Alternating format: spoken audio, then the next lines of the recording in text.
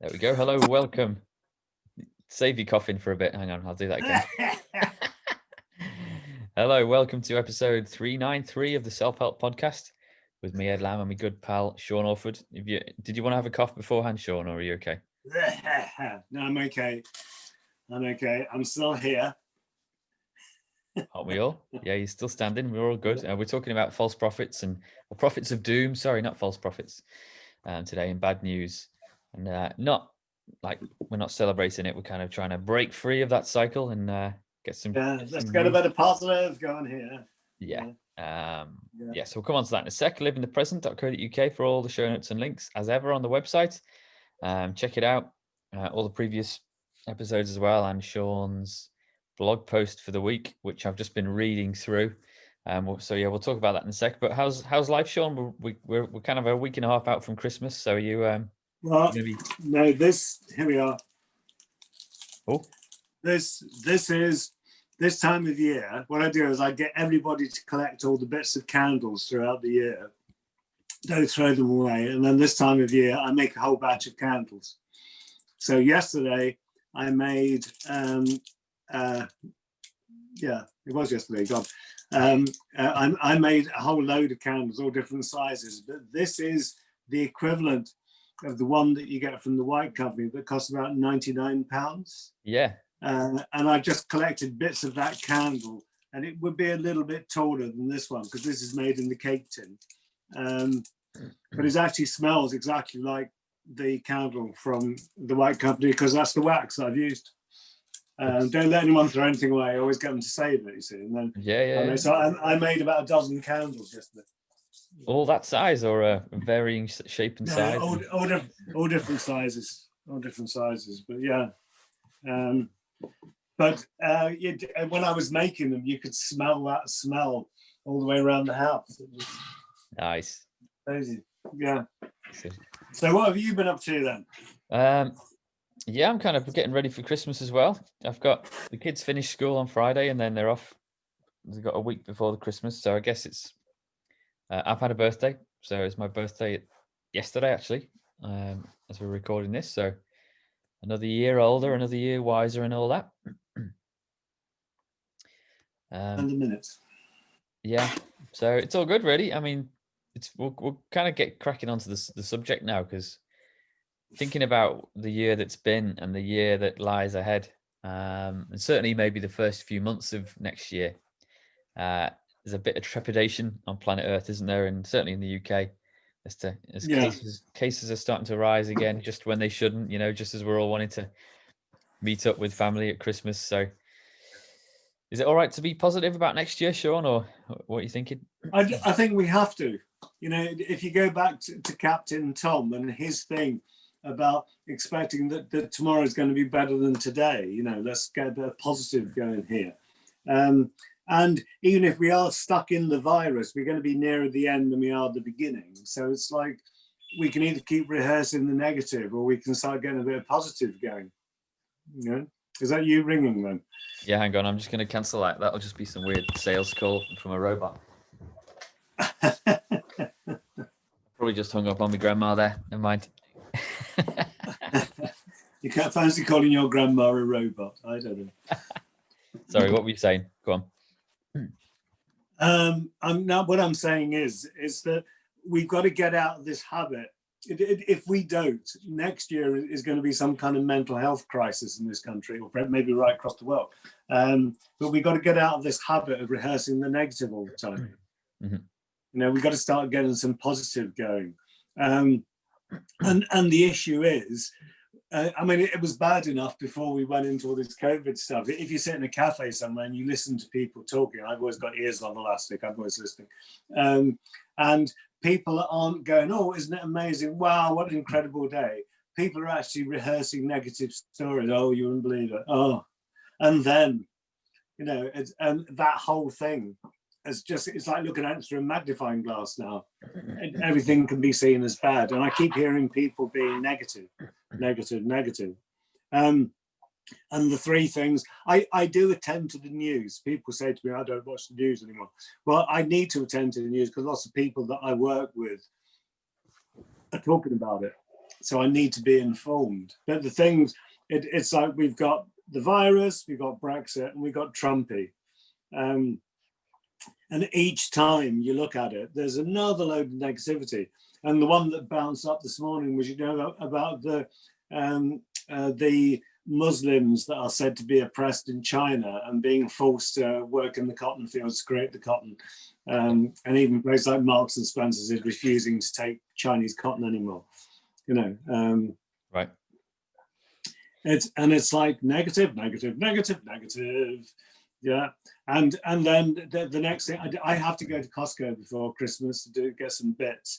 And then I hear that we're back into all the shelves are going to be empty in January. We're all going to be starving to death. So we need to hold food now. We're back into it again. It's like, All right, I think Sean, that sounds like you need a bit of one-to-one therapy, perhaps. But I'll come and see you later. Yeah, pop round when you're ready. I mean, there is kind of we do obviously seem to have some kind of bias within our minds to want to seek out bad news. Are we seeking out, or is it finding us, or what's the crack?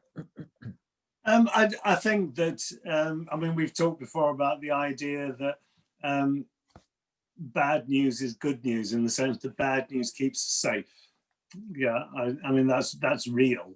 Yeah. But overall, it's a habit, isn't it? We get into the habit of moaning. We don't wake up and think, "Hey, what's going to be good about today?" We wake up and think, "Oh no," and then we start moaning about it. And it's like we really need a bit of change here. We need a bit of positive. Yeah. I mean, it's like, when we went online, you told me a really positive story about you and the kids going from a bike ride, really long bike ride. Amazing, those little guys have got the legs for it and keep going. It's incredible. Well, yeah. We had a really nice little birthday weekend. Yeah, and I had a ride out to Chester with the lads. And I don't know, throughout this whole mad 9 months we've all been through on planet Earth, I've always felt a bit guilty when speaking to people because they ask how we're getting on. Because we've had a blast. We've had a really good time. And I just, Bethan doesn't listen to this show much anymore, I don't think. So I can say this without blowing the cover. I've got one of her Christmas presents is a photo album from, our year on planet Earth. Because I use Google Photos now, and you can make a photo album really in about 5 minutes just by clicking away. And we've had I was looking through the photos, it arrived yesterday. We've had a great year, I mean, struggles, and my work's been all right, and Bethan's a teacher, so there's been no job security stuff there. I think you and your clan are kind of possibly the only people directly that we know that have been affected by the virus, and you managed to scrape through all right. Yeah, 5 of us in the family have had it. Right. So, so we've swerved the virus as well so far, not out of the woods yet and all that. But I do feel a bit guilty, when people ask how we are and how our year's been, saying fine. But is that because you feel like you ought to be saying and getting all theatrical about it? Yeah. Probably. Yeah. I mean, because I'm aware, people are and have struggled, and there are real issues going on out there and on planet Earth. But it's not just us. A lot of our friends, and family, okay, they might not have loved it, and they might have had to miss out on certain things this year, like we all have. But at the same time, most people in my social group that, which extends pretty far, are happy and healthy and have made the most of the crazy last 9 months. But we don't we're not getting called to be on the news at 1 or or Channel 4 News at 7 o'clock to talk about our experiences. Strange, isn't it? Yeah. But it's interesting, isn't it? Like being embarrassed about having a good time.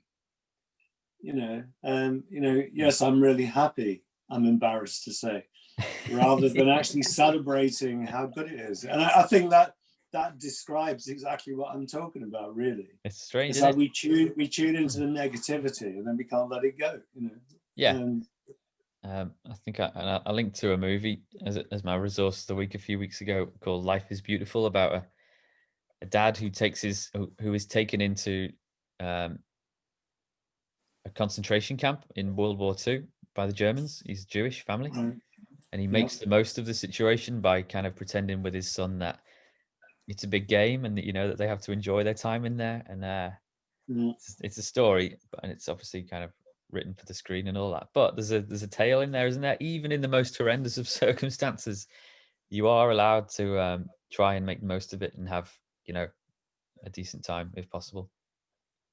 I think I've told you before about the guy in oncology who had he had tumors on his spine. They were compressing his spine, so he was losing his ability to do stuff. And he was the most positive person on the planet. And it made me laugh because it really affected even the toughest of nurses, you know, this guy. And he'd gradually, as the compressions grew, he could no longer use his legs. They went. And then his left arm had gone. And it wasn't long after this that he died. But he was saying to the nurses, well, look, I can still drink a cup of tea. And he had it in his hand. He was like, they're amazing. I can still drink a cup of tea. And he was just so positive. Lovely, lovely guy, right to the end. And that's it, isn't it? You know, someone else gets a splinter in their finger and it's like, oh, you know? And it's like, we have to start looking at the positive. You know, this is a time, you know, we're in the midst of winter. People are being worried about what we're going to be able to do for Christmas and all that kind of stuff. You know, well, we can do things at Christmas. And even if it is, we have a smaller kind of family, we can still enjoy that intensely and really enjoy those relationships and build those relationships. Yeah. You know, we gotta be positive. I guess that the thing is, what do you do when the people around you are all being negative? Because this is a big one that people say to me, you know, what do I do? What am I supposed to do? They're all so bloody negative. And the worst thing ever to do is to start being positive and going, yeah, come on, oh, yeah, because then it just makes the situation worse. You can be positive by example, but if you start saying things to people like that, then it gets like it's Coué's law of reverse effort. Like it gets even worse, you know. People, because if you say to people, "Oh, you know, it can't be as bad as that," they go, oh, "You just don't know." Oh, then they break into this whole story about, you know, how desperate it all is, you know. And in the end, you have to allow the mad people to be mad and move away. You know, hopefully you can find a few people around you that are positive enough so you can have a positive conversation rather than rehearsing the negativity. Because I wonder how many people around the Christmas table are going to be going, you know, oh, God, I never thought we'd get here this year. I bet next year it's going to be even worse, you know. You know, and it'll be all that, and it's like, stop it. You know, we've all got to Christmas. Isn't that amazing? Mm-hmm. We made it. And if we make it from Christmas to New Year, hey, we're ahead of the game. You know, let's get a bit of positive going. Yeah, you seen any fun and games on your social media or in your life about vaccination theories and how? Oh, I've had the lot. My favorite is they want us to have the injection because there's a magic substance in it, which means they're going to be able to control us. Yeah, I heard that one. And they're going after the old people first.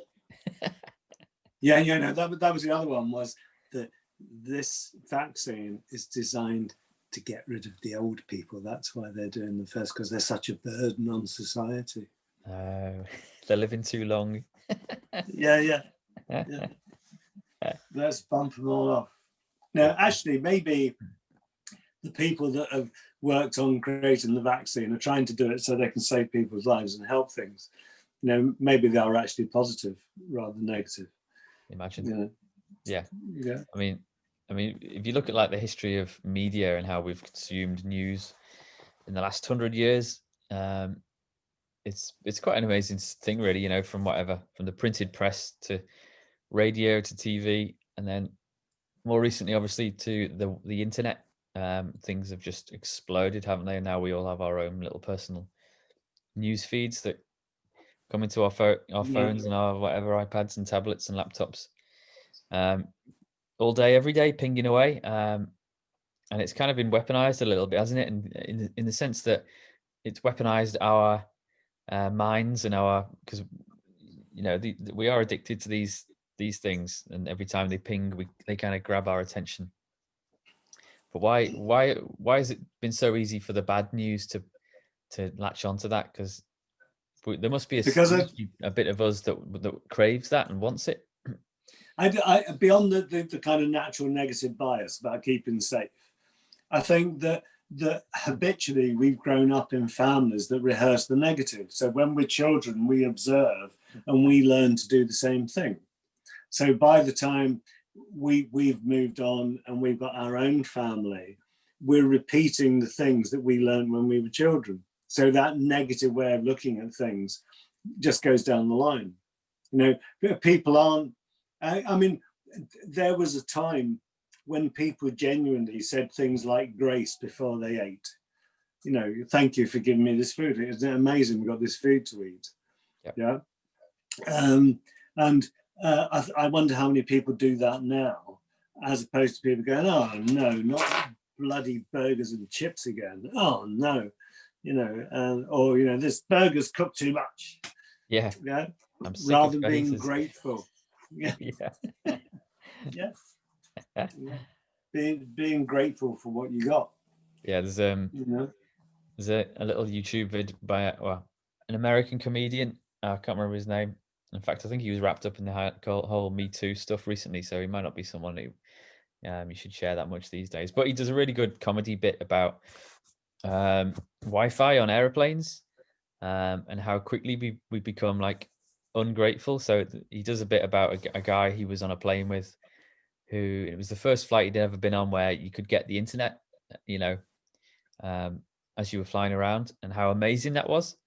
And this guy that was sat next to him, that was initially so like excited about it, was really angry when it went down for 2 minutes, because they hadn't quite perfected the technology. So, you know, 2 minutes after being incredibly grateful and amazed about this thing, he's like raging against the world that kind of snatched it away from him as he's moving across the continent in a metal tube at 500 miles an hour, which in itself is quite an amazing thing in itself. Yeah.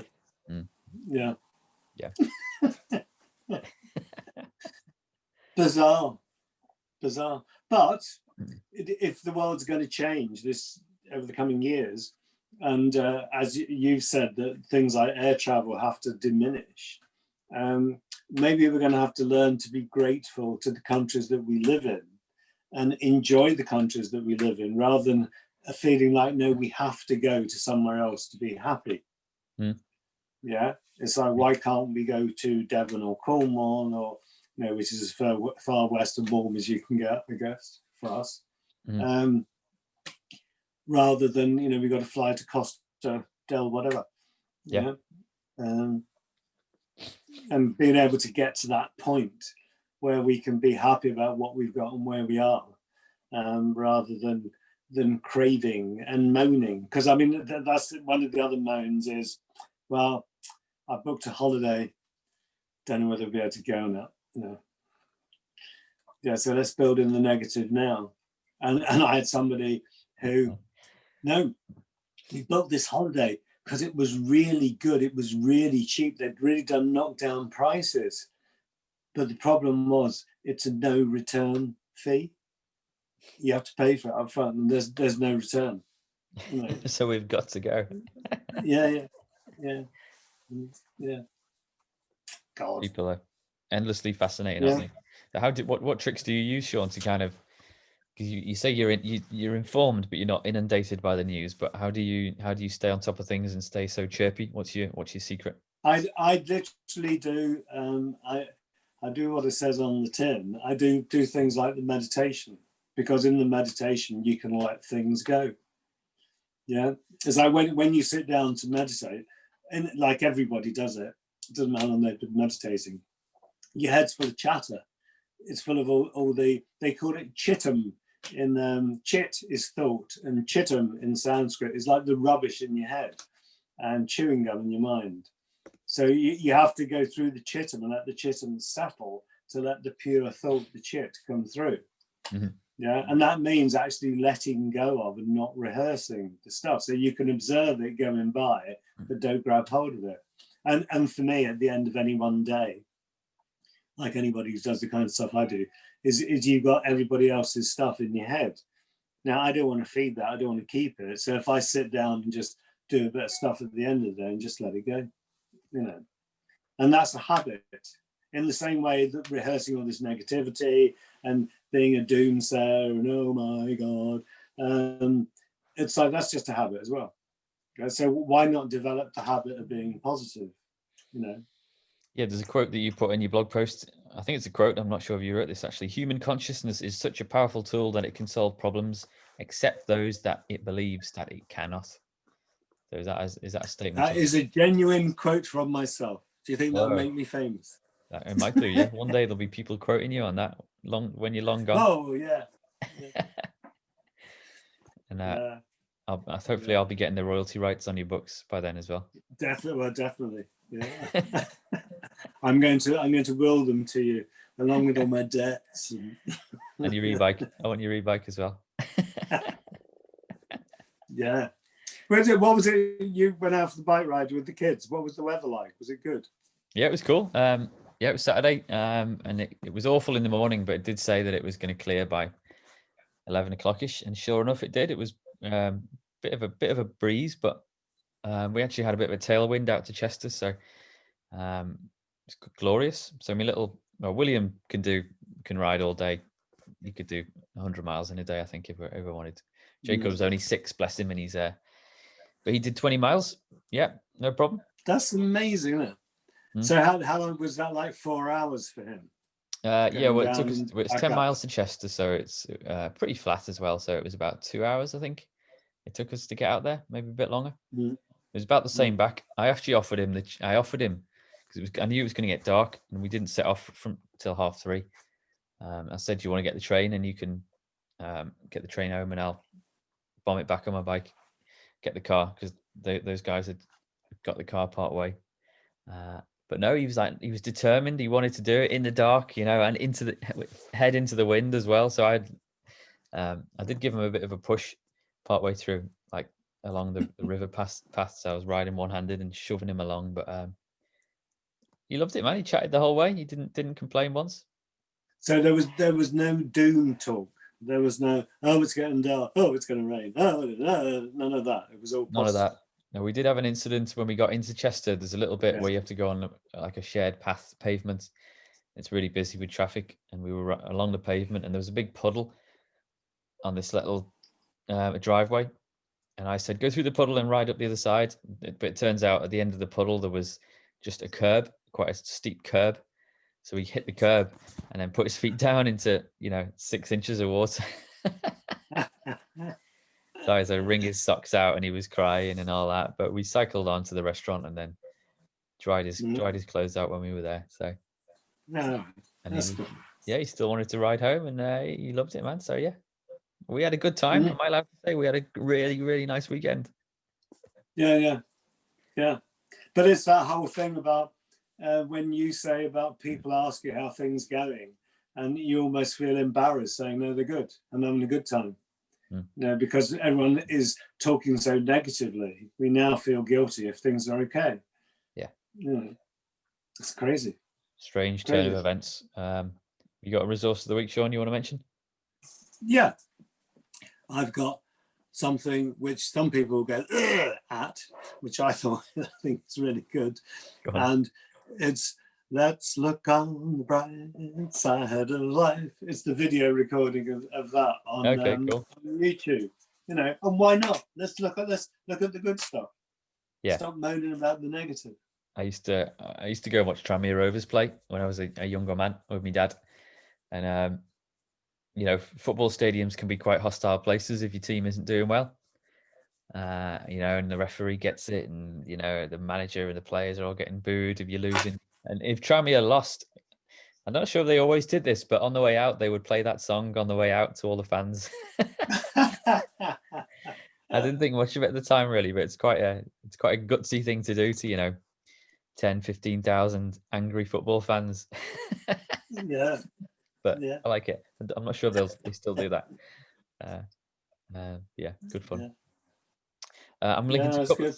couple of things. One is a petition I've done actually. So my road safety stuff is stepping up a gear. There was a chap died near us a couple of weeks ago at a junction, you know, Broadway roundabout in Bevington. Yeah. So crossing the road, minding his own business, and wallop gets whacked by a driver. So don't know the. So was he walking or riding? He was walking, yeah, just crossing. And so I've looked into it, and it's the 6th serious incident at that junction since 2015. So I'm like, fix it, man, fix it. You know, we've got to make it safe for walking. So if anyone could have a look at that and sign it, I would be very grateful. And the other one is a YouTube vlog about, and it's related to this episode. This one, it's about a couple of guys who cycled across Mexico despite the warnings. So a lot of people warned them off it because Mexico is not the safest place to be. You know, statistically, it is actually like one of the highest. You've got the highest chance of being murdered like anywhere in the world. But they decided to do it anyway, and they kind of took lots of local advice. And sure enough, they had an absolute ball. And there was a couple of times when they had to take a different route. And I just think it's a good example of, you know, not always listening to the doom and gloom. And as long as you take precautions and you kind of have the right mindset, all will be well generally, won't it? Yeah. And I found that when I was doing all my traveling, sometimes on my own, sometimes with the backpack, went to all kinds of places that these days you probably would go to, but I found them really safe. Yeah. You know, I never really had any trouble at all. Yeah. I think human beings are basically good people. We just have a few nutters amongst us who stir everybody up. Yes, agreed. Cool. We're going to record another one now, Sean, but I'm going to end this video, and I'll send you another link. Okay. Get the recording. But in the meantime, everyone, you have a good week, and we'll catch up with you next time, eh? Yeah. Keep smiling. See you on the other side. Ta-da. See ya. Bye. See ya. Yeah.